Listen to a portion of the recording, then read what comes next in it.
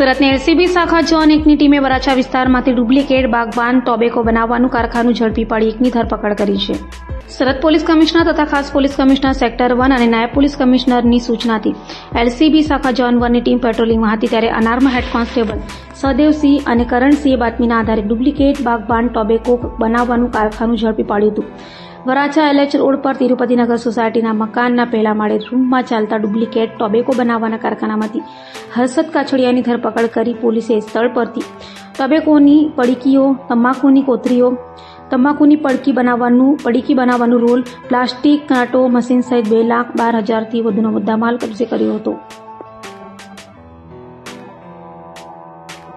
वराछा विस्तार में से डुप्लीकेट बागबान टोबैको बनाने की पूरी कारखाना को जोन 1 की एलसीबी ने धरपकड़ किया है.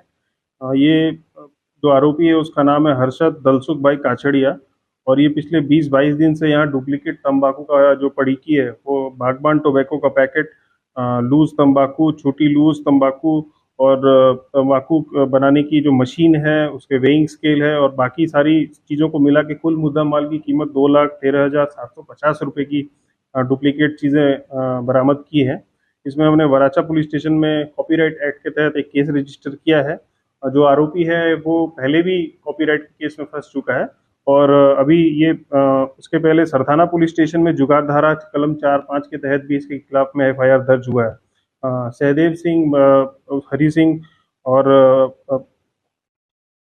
करण सिंह बोराना इन्होंने बहुत अच्छा काम करके वराछा पुलिस स्टेशन में इसके खिलाफ में FIR दर्ज की.